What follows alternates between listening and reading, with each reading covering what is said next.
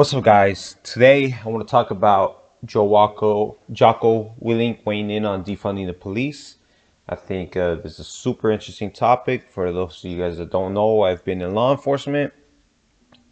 All right, and I think this is a good video. So let's get into it. This is a lot of it is this, right? So people are feeling a certain way, and they're not feel like this girl that wrote "All Lives Matter."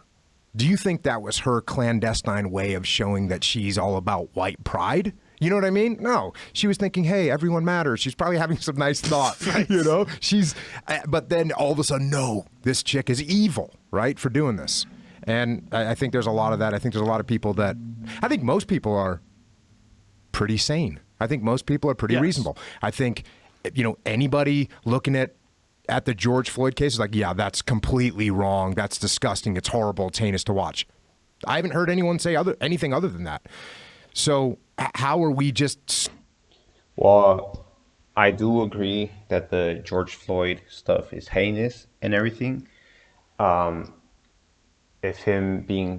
personally don't believe he was guilty of murder, though. I think murder is not the appropriate charge in that case. Getting so completely divided on this whole thing and start attacking each other just over absolutely everything. That's a good point, because this is literally a case where no one is saying there's nothing wrong with that cop did. No one. Zero people. Zero people. But yet everybody's still at each other's throats. Zero people have stuck up for that guy in any way, shape, or form. The George Floyd stuff, that was just perfect for people trying to push a certain narrative. It was like a gift from heaven for people that used that incident to push their narrative that they wanted pushed, which is to further divide the country. And they're using BLM as a way to virtue signal. If you're with BLM, they're using it to say that, oh, I'm with the right cause, which is that the police is attacking black males, right? But all of that is just being used to further divide the country, and for people of marginalized groups to believe that America is not the best place, right? So they get to destroy American values and further pushing this communist agenda. Even law enforcement. No law enforcement people saying, you got to understand, this is how you control a man. You got to lean on his neck for about 8 minutes, 45 seconds, 46 seconds. No one's saying that. And unfortunately, what they're saying? They're saying defund the police. Yeah. They're saying no more chokeholds, right? Which I think is crazy. Yeah. If you want to get someone to be under control and you can't choke them, you know what you have to do? You have to hit them in the head with a baton. Yeah. 7. Yeah, so they just said a lot, right? So they were saying about no police think that the way to control the man is to put the weight on his neck for minutes. I forgot how many minutes they said, right? So that's already a problem, because like I said, I've worked in law enforcement, and not only that, but I'm supposedly in one of the premier law enforcement agencies in the country, but we are still severely undertrained. I personally train mixed martial arts and jiu-jitsu, right? But I do that on my own time, and I've personally seen people that do not train, and when there's somebody that is resisting, they're just completely clueless, right? The only thing they teach us is this thing called segmenting, where we each press down on a body part, right? Which works, but you need like 4 people or 3 people to do it correctly. And that's if the guy is not huge and or on drugs, right? So now they went into a different conversation, right? Which was about, like, in my state, which is Nevada, they banned chokeholds for us, right? Which I think is absolutely ridiculous.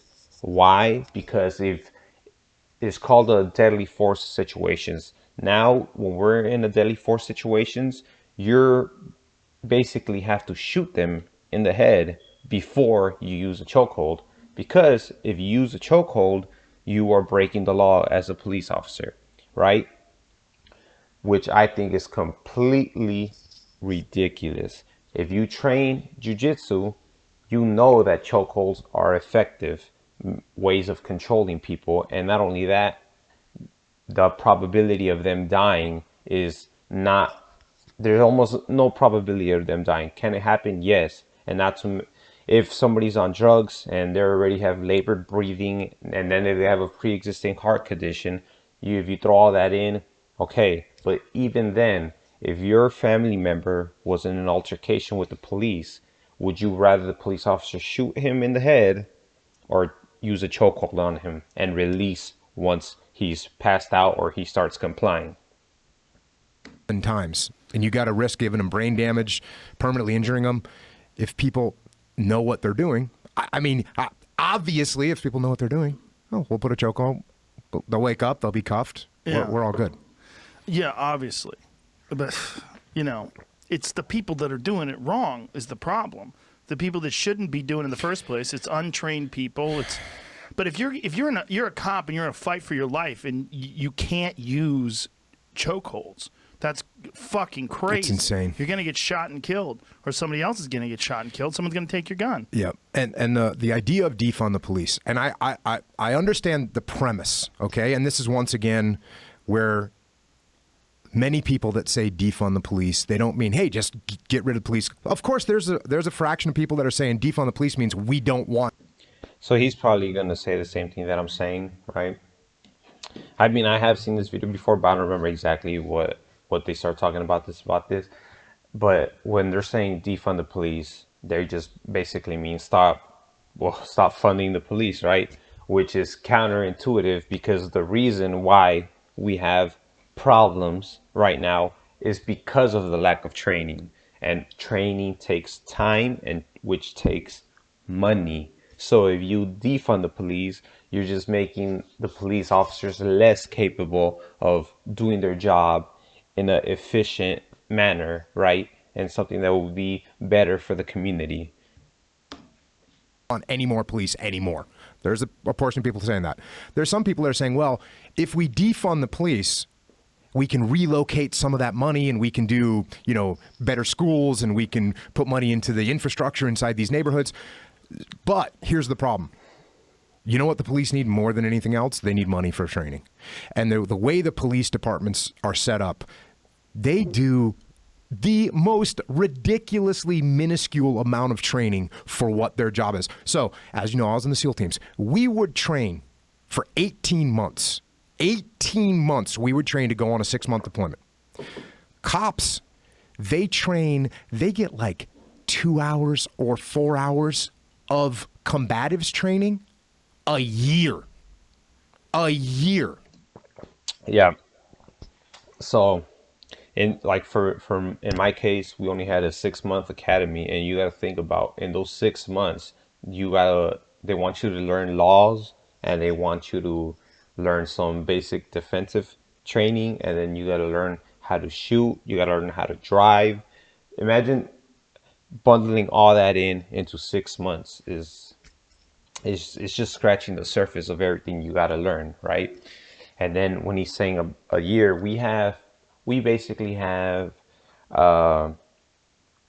we have 4 quarters of defensive training tactics in the year, and that the defensive training is like 1 hour, right? So imagine 4 hours a year, bro. If you train jiu-jitsu like me, I have like 2 years of training jiu-jitsu, right?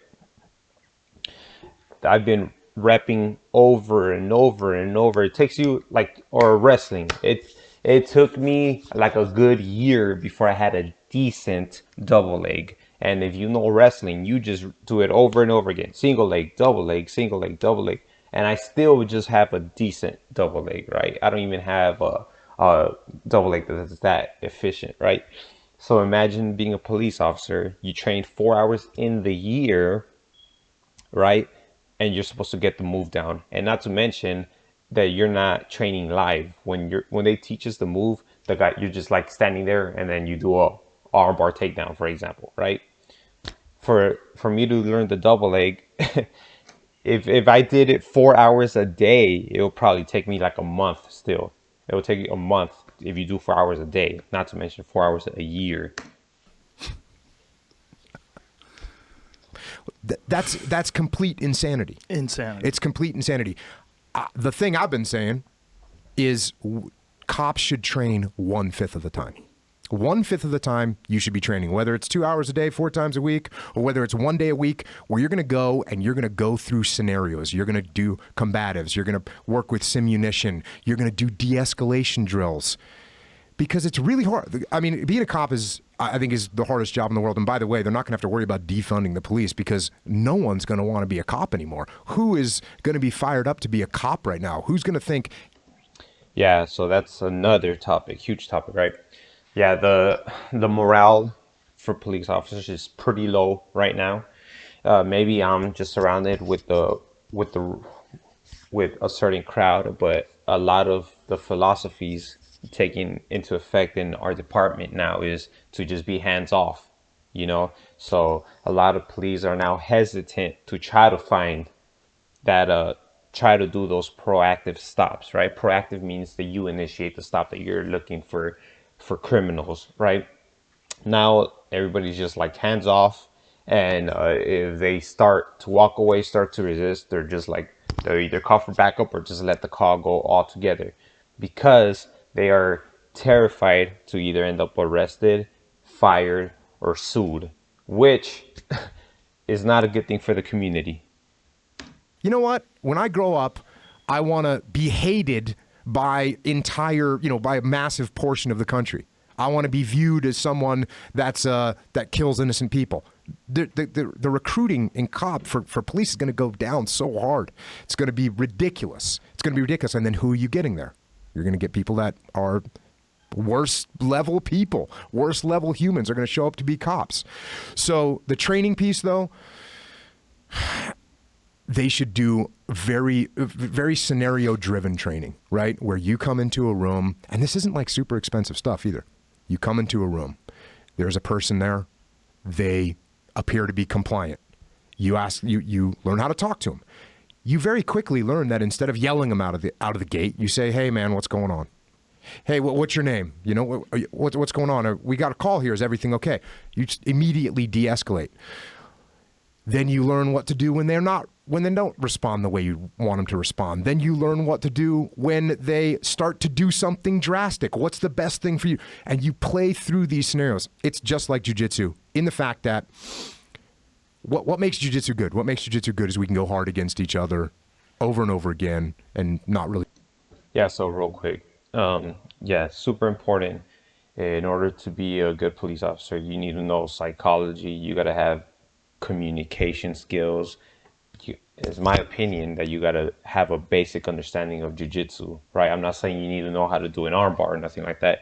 I think you just need to know how to escape somebody. If somebody has you mounted, I think you should know how to have guard. And you don't want to be on your back in the first place if you're a police officer, but you should know how to have your guard protect you at least, so they can't get completely on top of you. You should know how to escape chokeholds. You should know how to control an opponent that's larger than you, right? Let's keep watching. Really get hurt, not really get killed. So you get really good at it. That's what you need to do in training for police. You need to go through these tough scenarios over and over again because you do get better at it. You do get better at it. You learn how to mentally detach and not get emotional and realize that there's other things that are happening. When you see the George Floyd case, a couple of the other cops, I think two of the other guys were complete rookies, right? They had been on the force for a very short period of time. Yeah, I saw that. When I was watching that, you could tell that the two cops, they were just completely looking lost, looking around. And one thing that people don't understand about cops is that it's very, police departments are very hierarchical, right? So if there's a senior guy doing something, people don't tend to question it.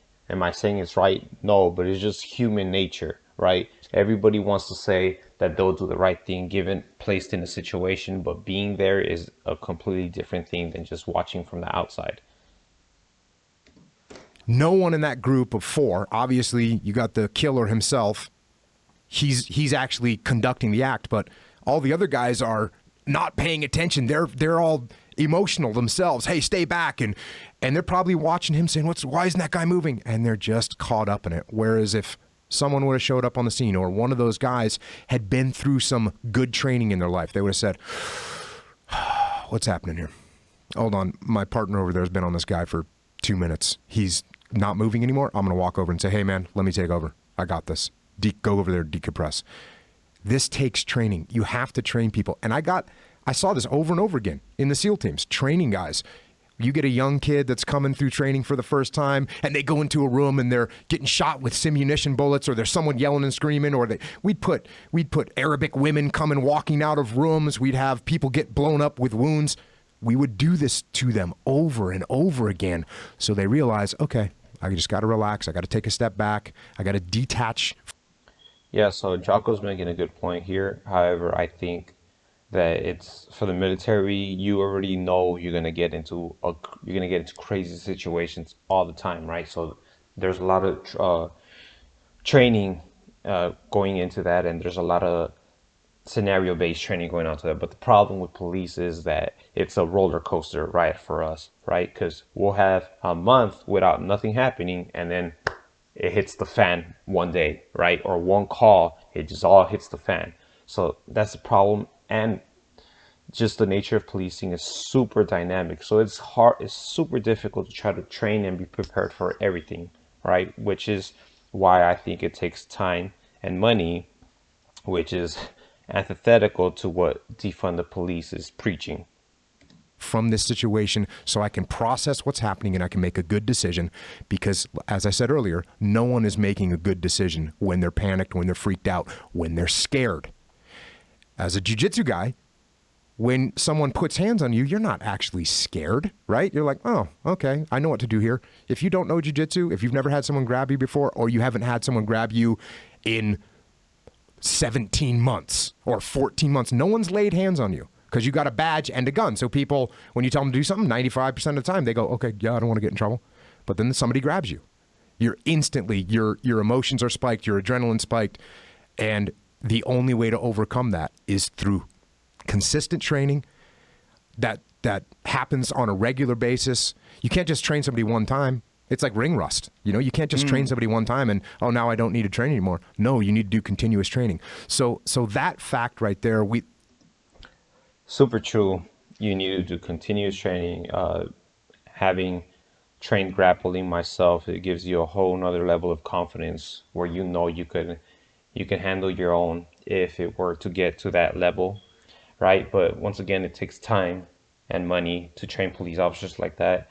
Not to mention that police departments, even when we're doing the defensive tactics, you can't really go that hard because we're super understaffed. And then if you get an injury, if a guy gets injured during training, the department has to worry about getting sued. And not only that, now you're out a guy for however long it takes him to recover. So it's just, I can understand from the department side too. There's a lot of money and a lot of politics that go into it.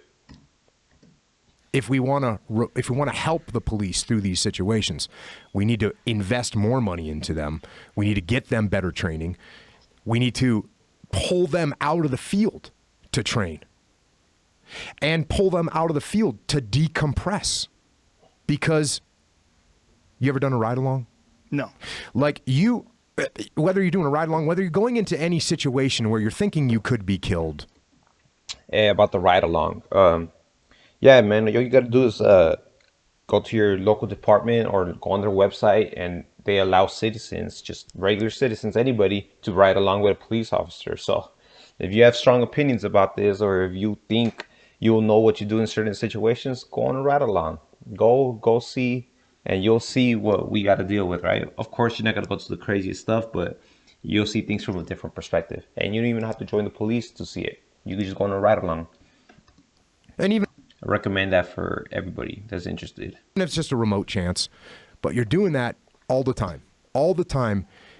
And you're seeing on the news, you hear this, oh, your buddy got shot, your buddy got whatever, this other guy got, take his gun taken away. Like, that stuff happens. That stuff happens. People get killed. I mean, I think there's been 31 cops killed this year. 31 cops killed this year. And a lot of those, that's not including, like a car accident or COVID. There's been a bunch died of COVID, but just people that have been engaged with bad guys and they got killed. So you're a cop. When another cop gets killed, you're thinking that could be you. So that's your mindset, and that mindset builds, and you're working 10-hour days, and you're working 12-hour days, and there's no training, and there's no breaks. Where do you end up? Bro, he's speaking straight facts, right? I've been on calls where unfortunately a police officer died on that call. I've seen babies that drown. You see a lot of overdoses of young people, and you stack that on that sometimes you feel like the department doesn't have your back. Then he's right. You don't get lunches because we're super understaffed, guys. And then you go from call to call. There's no time for lunch. You got to eat on the go, right? If you sit down and order food, you're going to have to throw your food away, or you got to order it to go, right? So it's very hard on the mentality. It's very hard on any human, right? So sometimes even when police do stuff that is straight wrong, if once you've been a police officer, you kind of get it, right? Am I saying it's right? No, but any human that put under that amount of stress for that amount of time, they're gonna blow their gasket at some point. And it's not even, you could act all shocked and all that, but if you know human nature, if you know psychology, it's just bound to happen. Right? Where do you end up? You end up being a little bit paranoid. You end up being a little bit angry. What happens when you get in a fight with your wife? It's like all these things, you add them together. It's a freaking hard job. And from a like an entire systemic way of training and recruiting and keeping police ready to do their job, whatever that job entails. Because let's face it, most of the time that job entails, I guess most of the time it entails, hey, I'm about to go have a bad relationship with another human being. That's what's about to happen, right? Whether I'm pulling you over, whether I've been called to your house because you were yelling and screaming and people heard your wife screaming or whatever. That's what's happening. I'm showing up in a bad relationship. You don't like me and I already don't like you. That's where we start. So we got to train people for that. We also got to train them for all the times that they go in to help people, save people. They're the first people on the scene at car accidents. People are bleeding out. We got to train them for that. And then they have to also be trained for, hey, this is a bad guy this is the guy that you just talked about at a gas. Yeah, man, you got to play so many roles, right? You got to play hero. You got to play, people don't understand. Sometimes we arrive before the actual paramedics, and there'll be somebody shot, and we're the ones starting to work on some basics, trying to save people that are bleeding out. We're the ones that do that. We have to play marriage counselor. We have to play psychologist. When somebody's feeling like they want to hurt themselves, we have to go in and talk to them and assess the situation, right? For marriage counselor, we got to come in when people are having arguments with each other. Sometimes they're little arguments, sometimes they're big arguments. Sometimes we got to play civil lawyers. We got to go there and determine, is this even a case of criminal law, right? So there's just so many hats we got to wear. It's a rewarding career, but it's not for everybody. Yeah, I always tell people it has to be a calling. If it's for the money, do not get into it if you're doing it because of the money. If it's a calling, even then, I think people get burnt out pretty fast, especially if you're working straight patrol. Station with a weapon that wants to kill a bunch of people. You got to be prepared for that whole spectrum as a police officer. And yet we send them to a 3-month-long police academy, and then we send them out in the street, and that's what they do, day in, day out, day in, day out. It seems to me that they need to be vetted too, much better than they are now. Just like the SEALs. Like, you can't get through buds unless you are a superior human being. You have to be able to tolerate a bunch of shit that most people are going to fall apart during. And this seems to me that this is a great way to weed out. Okay, well, I agree with Joe Rogan, right? But at the same time, it's already pretty difficult to get somebody to want to do the position in the first place. And in the case of my department, they did an extensive background search, right? They did a psychological exam. So I think they did pretty good. I have one of my coworkers that says we should require college degrees, which I'm not gonna lie, I kind of agree with that, even though I personally don't have a degree, right? But it's also gonna lower your candidate of people that get in the department. I also have another friend of mine that says that they should make it, because you could be 21 and become a police officer. There's some people that believe that you should have to be like 25 to become a police officer, so you could have some more life experience, right? But it's already a difficult role to fill in the first place. So it's just a tough situation, man. People that just don't have it. Yeah, there's well, one thing that's interesting, just from a physical perspective, most police departments don't even have a minimum physical requirement to continue to be on the force. You have to be at a certain level to graduate from the academies, but oftentimes there's no standard beyond that. Yeah, I've seen cops before that were like, this is hilarious. Like, what is going to stop someone from closing the distance on you? Like, you ain't getting to that gun. Yep. But the mental aspect is stuff that you can.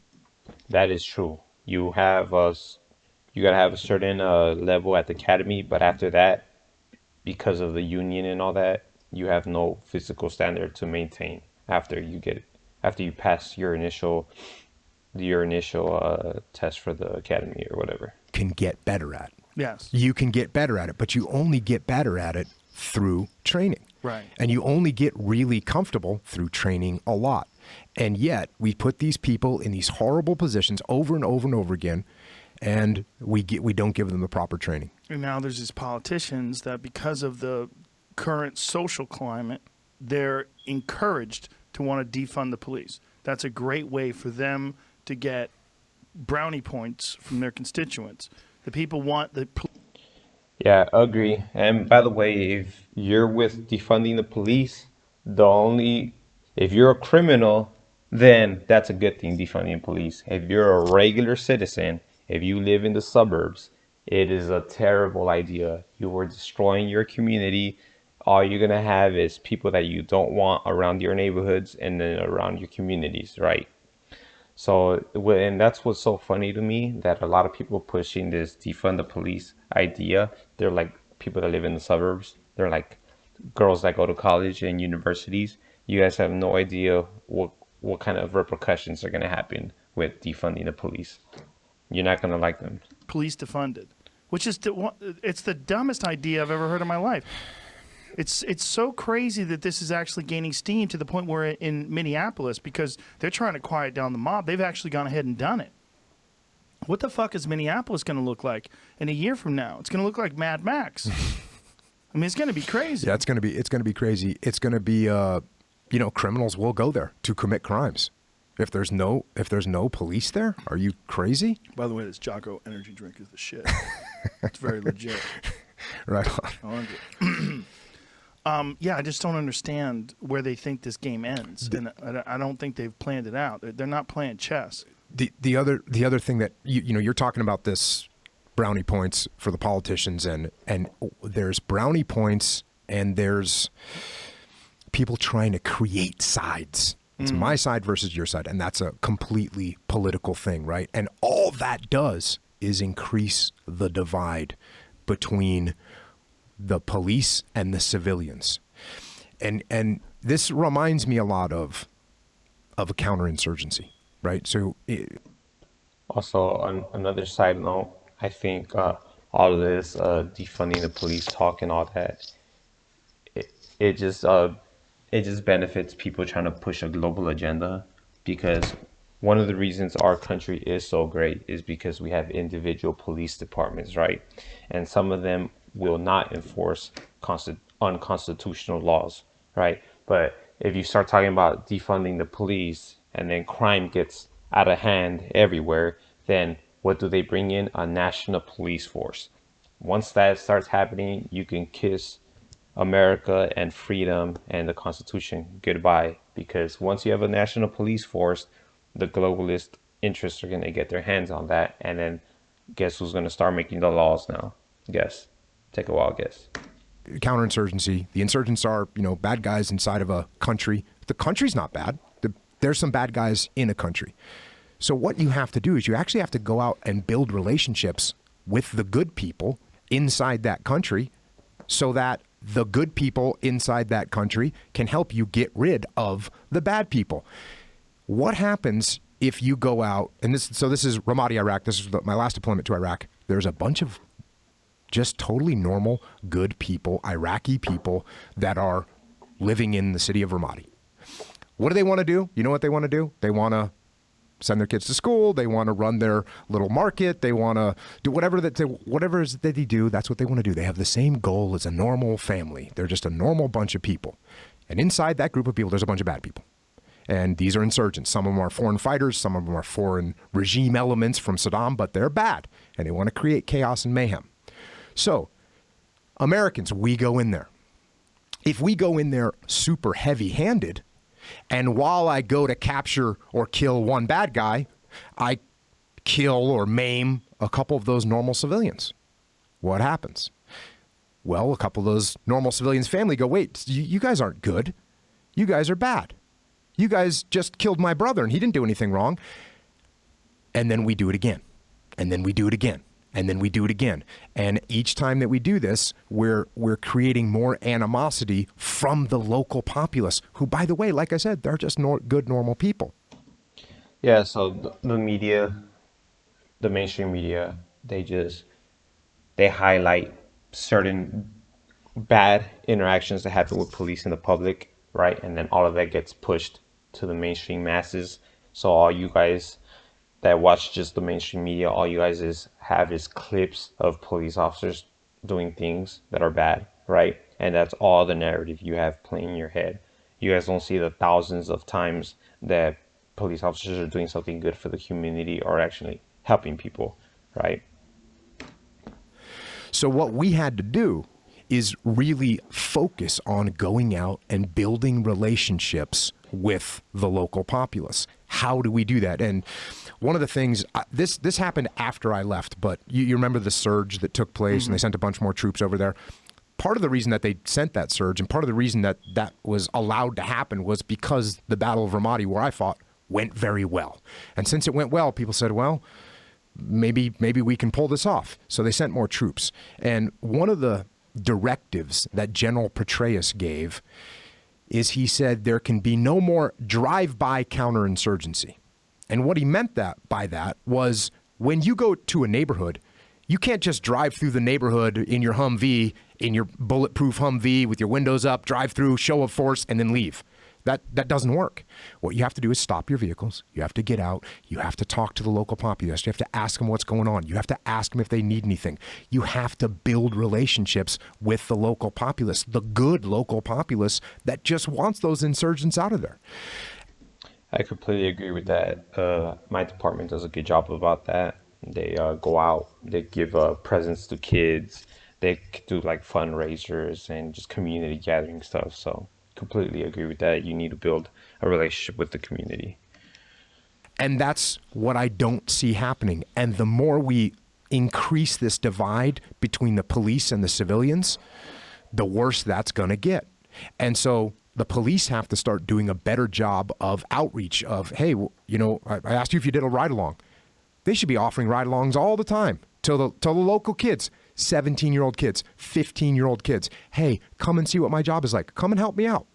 That 15-year-old kid, he knows who the bad actors are. He knows who the good kids are. Bring that kid along on a ride-along. Let him see what it looks like from your angle. Get out, meet the parents, meet the families. We're failing to build relationships between the police and the civilians, and that causes that causes these problems. I think you're 100% correct, but I don't hear anybody repeating what you're saying. That's what's terrifying to me. I think everything you're saying is logical. It makes sense. It comes from experience. I don't hear anybody saying this. Yeah, and I think maybe it's because people just don't recognize what's happening because they're too in it, right? They're too in it. They're wrapped up in it. And that's another part. I talked about recruiting. Who are you recruiting? Recruit those kids. Recruit those kids, but you have to build a relationship with them before. Yeah, that's another good point, right? Like me myself, I grew up in the hood, right? In California and in Las Vegas hoods, right? So maybe I just got a personal bias, but I do think that it's actually benefited me as a police officer to have those experiences, right? So I do think those kids are the best ones to reach. It's because you got like almost a window to reach them because after a certain age, after they got their hands so after they got their hands dirty already, they're you can't hire them no more because of their records or stuff like that. So, but yeah, I do think that's a really good uh, class and a pool of candidates to get to recruit to be police officers. And at least in my department, the command staff tries to do their best to engage with the community and all that. It's just really difficult for the command staff because they got to keep up with the political climate, and they're always switching. They're always moving the goalposts, the political climate, and it's kind of hard to follow along and do the right thing at the same time. So You can act before anyone's going to go into the police. And look, I think it's the LA Police Department. If you look at the LA Police Department compared to the racial makeup of LA, they're pretty equivalent, and they're pretty equivalent on purpose. They do that for a reason. So you got to get that. You got to continue to build those relationships so that we talk to one another. We actually communicate with each other, because anytime, I'm allowed to sit over here in my area and you're sitting over there in your area, we're building animosity. so that's another topic right there, huge topic. So I'm personally not for equality of outcome. I believe in equality of opportunity.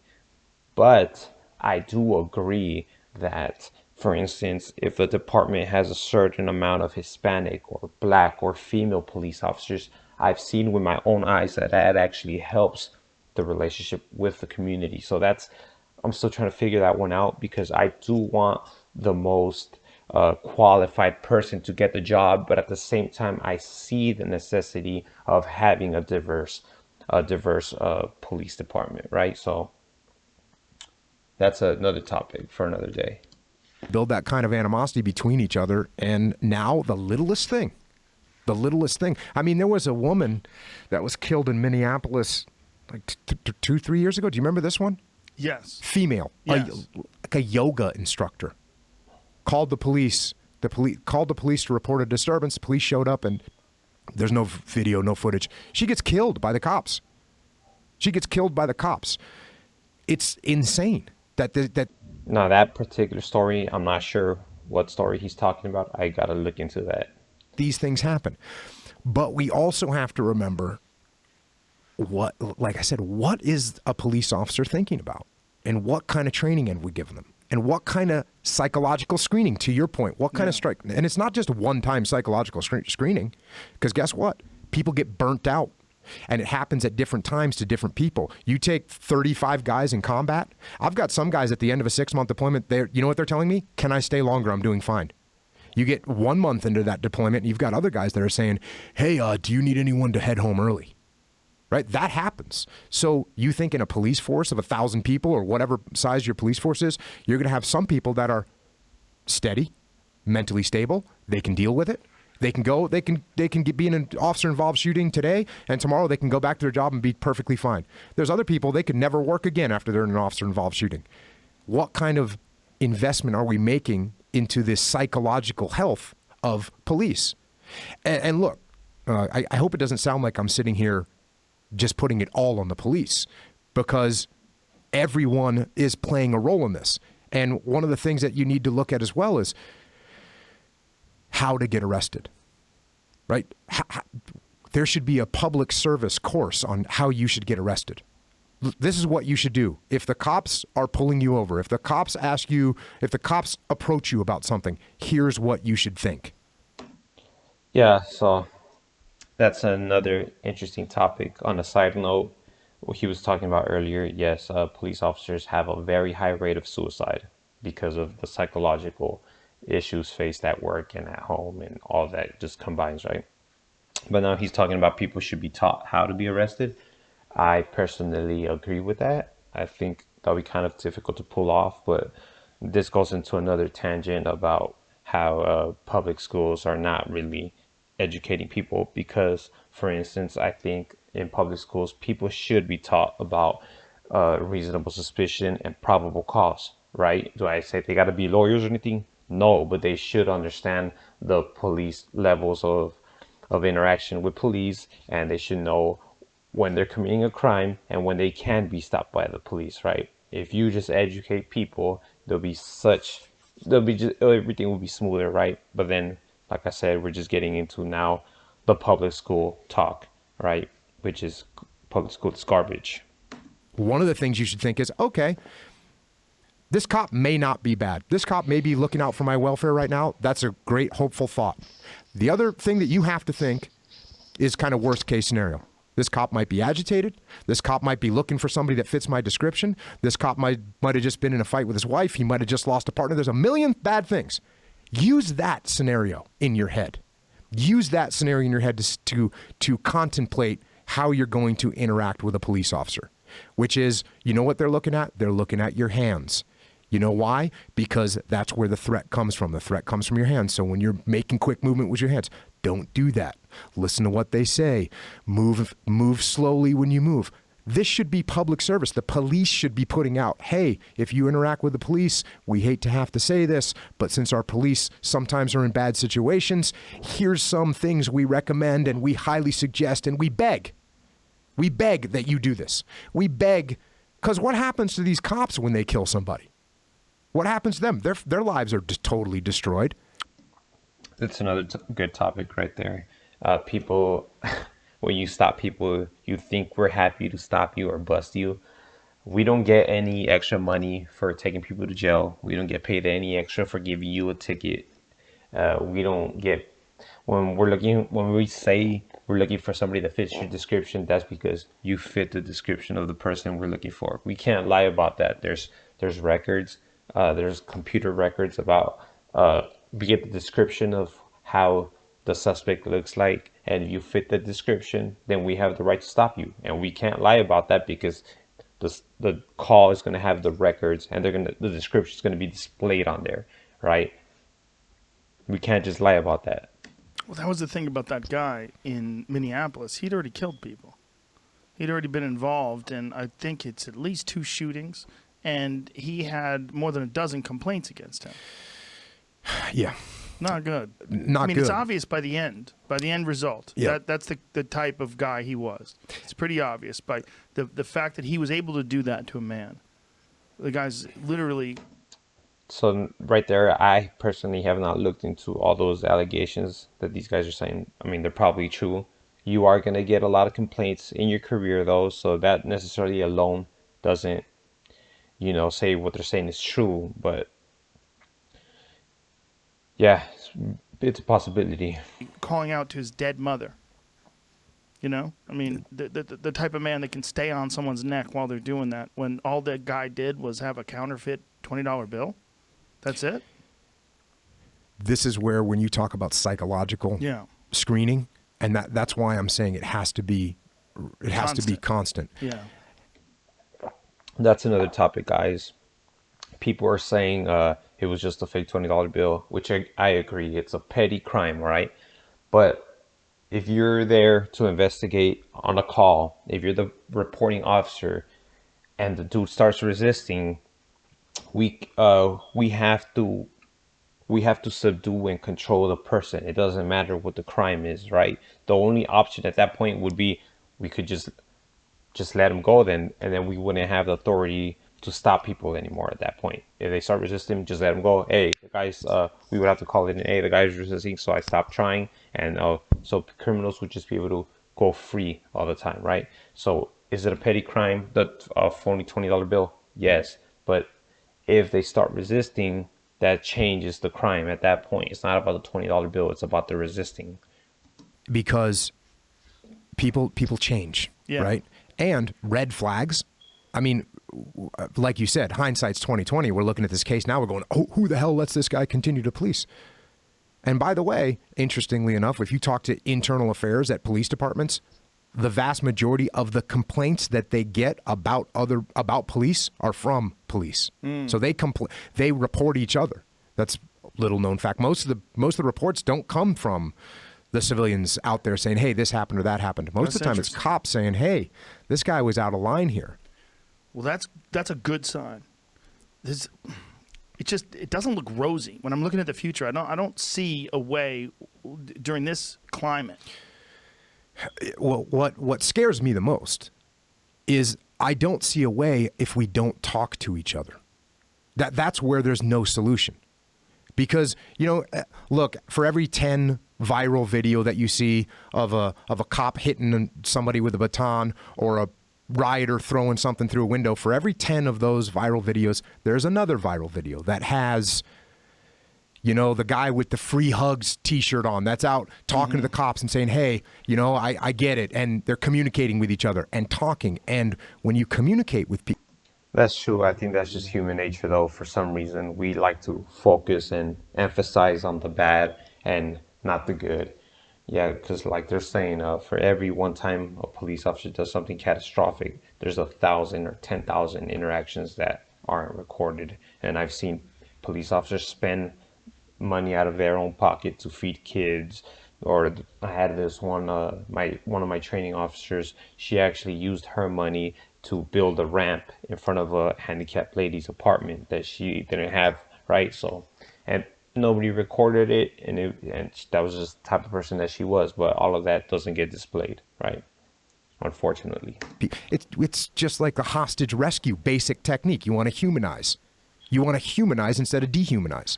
And right now, we're just dehumanizing each other completely. And that's what scares me more than anything else, is if we can't talk to each other. Because, look, you take the most hardened soldier in war. Some badass soldier that's done 4 deployments, 6 deployments, whatever, and you put him into a room with a kid and a mom, an Iraqi kid and a mom, or an Afghan kid and a mom, and you put him in that room and say, hey, sit here for 15 minutes and find out what they're about. Here's an interpreter. That guy's going to come out of there going, yeah, I get where they're coming from. And same thing, vice versa. You take a hardened jihadist and you say, hey, talk to this guy over here about what he's trying to do inside your country. Well, just talk to him. When you open up the communications, and are you going to get some extremists on both ends? Yes, you will. So maybe I shouldn't have said the most hardened soldier and the most hardened, because the most hardened soldier becomes a killer. That happens. It happens all the time. I shouldn't say it happens all the time. It happens from time to time. That's how you get the My Lai massacre. It happens. The most hardened jihadists, they're not going to change their mind. They're not going to come to any rose-colored view of America.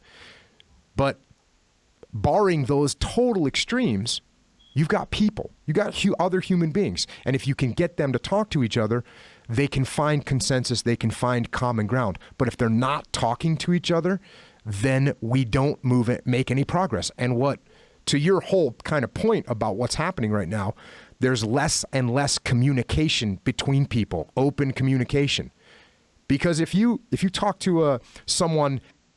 Yeah, that's one thing I find funny about nowadays, right? We have all this access to all these communication devices where we're literally the most connected we've ever been. But then at the same time, the funny thing is I feel like we communicate less with each other now, right? And they say, the cops did this, this, and this. And you say, oh, okay. Explain to me what happened. Tell me what went down. And then you say, hey, let me tell you what it's like for a cop, being a cop, when he sees that, when he sees something going on. You know how many domestic violence cases happen and the person shows up and they're getting assaulted by both parties? Mm-hmm. So maybe that's what this cop was thinking when he showed up and saw your mom in this situation and did this to your dad, right? This is real conversations, but we don't have them. And not only we don't have them, it seems like there's forces that are actively trying to prevent us from talking to each other, from sitting down at a table and saying, hey man, tell me what's going on. What forces? Who wants the country to be divided? It's the people that you're talking about earlier. That how do they score points? How do I score points with? Yeah, who wants the country to be divided, right? Well, there's so many levels into it, right? You have basic politics, then you have global politics, and then you could even talk about eugenicists and stuff like that. And then if you ultimately want to get to it, there's a spiritual battle going on, right? Good versus evil, God versus Satan, Jesus Christ, right? So that's a discussion for another day, though, right? This group, how do I score points with the other group? It's by making everything as divisive as possible. It's horrible to watch, man. It's sickening to watch.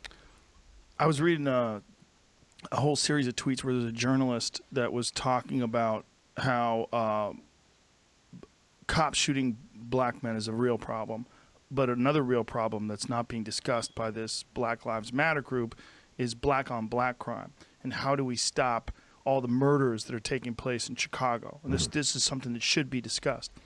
And this guy was getting attacked, and another journalist is literally tweeting at him saying, "You have been told not to discuss this," but yet. Yeah, guys, what's happening in Chicago is a complete tragedy, right? It really hurts my heart to see and hear all the things that go on over there. I personally think that has to do with a breakdown of the family, right? I think that has to do with a breakdown with father figures. I think we have a cultural problem with the music, and ultimately I think we have a spiritual problem, because if you know who Friedrich Nietzsche is, he talks about that, right, with the death of God. So will all of us are giving up these Christian values that held our country together. Whether you agree with the Bible or not, these values kept us together, but all of that is eroding. So now we have a new set of principles and morals, or the lack thereof, which lead to situations like Chicago. And unfortunately, I hate to say it, things are only going to get worse as we go further away from Jesus and from family connections and morals and ethics and stuff like that.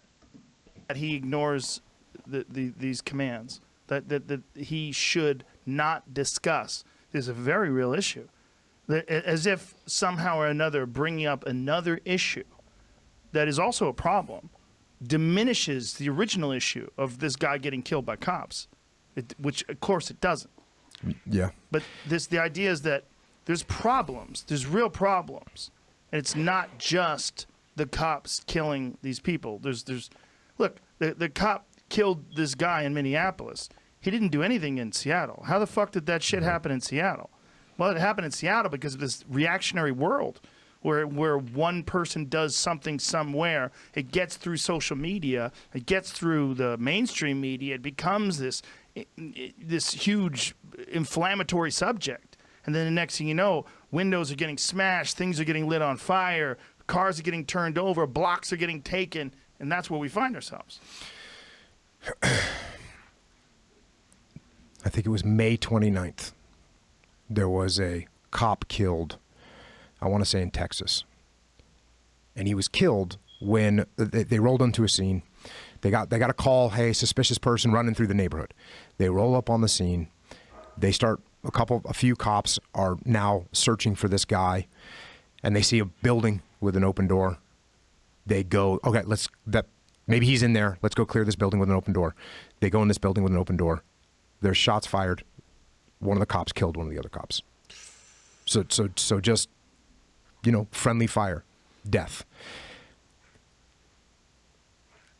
That right there, if you take that and you just extrapolate that over how hard it is to be a police officer, that you can be going into a building and you shoot one of your friends. Yeah, man. In the academy, they showed us this one video where they were doing like an undercover operation, and for some reason, I don't know what happened, but one of the police officers didn't know that that was one of their guys that were undercover, and that dude shot him, I think he ended up dying. That undercover police officer ended up dying, and the dude that shot him, he just had the. I still could hear him screaming in my mind right now. He just had the worst scream, one of the worst screams I've heard. Right? Because you think they're bad. That is a real problem. That's how hard this job is. My point is that's how hard this job is. But we have to do a better job of explaining that. We have to do a better job of explaining how hard this job is. As far as the, hey, don't talk about black on black violence. I was talking with my podcast bro, Echo Charles, who's a black guy. And we were talking about that. And I said, I think it might have a little bit to do with this. If you're watching UFC and there's two guys that are fighting and the round ends, like just at the end of the round, all of a sudden the referee comes in and like punches one of the, like just Muay Thai kicks a guy in the head and knocks him out. Everyone would be completely, utterly outraged about this, right? Because Of course. that guy wasn't in the game. What's that guy doing? Right. So I think there's a little bit of that. That's the referee is supposed to not do that. Okay, so that's an interesting analogy, right? I haven't thought about it like that, and it actually makes a lot of sense, right? And another thing that I think is happening in Chicago, right? I heard Jordan Peterson talk about this, right? Because of the social economic problems in Chicago, in a way is like these males are creating their own set of rules, and they're kind of eliminating their competition for mate selection and for drug turf, which is basically for status and money, right? So a lot of evolutionary biology plays into what's going on in Chicago too. And when you see a cop, the thought is, hey, that guy's viewed as a referee. That guy's not supposed to be doing this. So I think that is kind of where some of that outrage comes from, because this is a cop. This isn't supposed to be happening here. This guy is not supposed to be killing people. Right. And he did. There's also that the cop is just a person who has this extraordinary power. Yes. And extraordinary responsibility too. Right. What's terrifying to me is that when I'm looking at this idea to defund the police, and then I'm thinking, like, what do these neighborhoods look like if you wind up doing that? And then how do you get back out of that? What do you? Yeah, if you're a proponent of defund the police, I really would like to hear what kind of options you have. Are you stating that there's going to be some sort of a community police effort? What are the other options? Do refund the police? Do you ramp it up and do it better next time? I mean, this is a long process. You're looking at a lot of trial and error here over, perhaps multiple years before they figure out what they fucked up.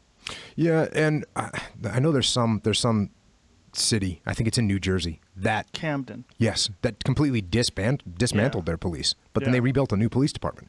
And I actually get that. Like, you could get a department that was so completely and utterly corrupt that you said, you know what, we're getting rid of all of them. And Did you ever see Cocaine Cowboy? Yeah, they should do that with Washington right now. No. Great documentary. But one of the things it Washington, D.C. talks about is the corruption during the cocaine era of the 80s, where the entire graduating police force, from the police academy, the entire graduating year, everyone was either murdered or went to jail for corruption. Everyone. The entire graduating class. That's how bad it was. Yeah. So if you have that kind of problem, You might I want to get dismantle it. that You might police want to force. dismantle that police force. You know what happens in the SEAL team sometimes? Sometimes there's a platoon that's so bad that they just dismantle the whole platoon. How often does that happen? Very rarely, but it does happen. Really? Yep. And what causes something like that? Usually the problem is bad leadership. It's always bad leadership, because you can take a bunch of knuckleheads and you give them a good leader and they'll do fine. So it's always comes down to the leadership. So sometimes they'll replace a leader, but and usually when they replace a leader, you'll watch the platoon will turn around almost instantly. because someone steps in and says, all right, here's what we're doing. Here's how we're doing it. And they make that change. But sometimes you have just like a bad platoon and they say, you know what? You guys are done. All right, guys. If you stuck around this long, thank you. Yeah, this was a little bit of a longer video, but I love this video. This is probably my third or fourth time watching it. It's my first time weighing in on it. Yeah, man. If you guys have any questions or anything you guys would personally like me to comment on, please shoot me a message or hit me up on one of the comments. I would really appreciate you liking the video, and I would greatly appreciate you subscribing, just so I can know that there's some people that like these kind of videos, right? So I could maybe get some motivation to continue doing them. I'd like to have a channel that we just discuss stuff, just free speech and debate and get to learn from one another, right? I don't think YouTube is the best place to do it, but this in my opinion has the largest at the time amount of people, right, that I can interact with, right?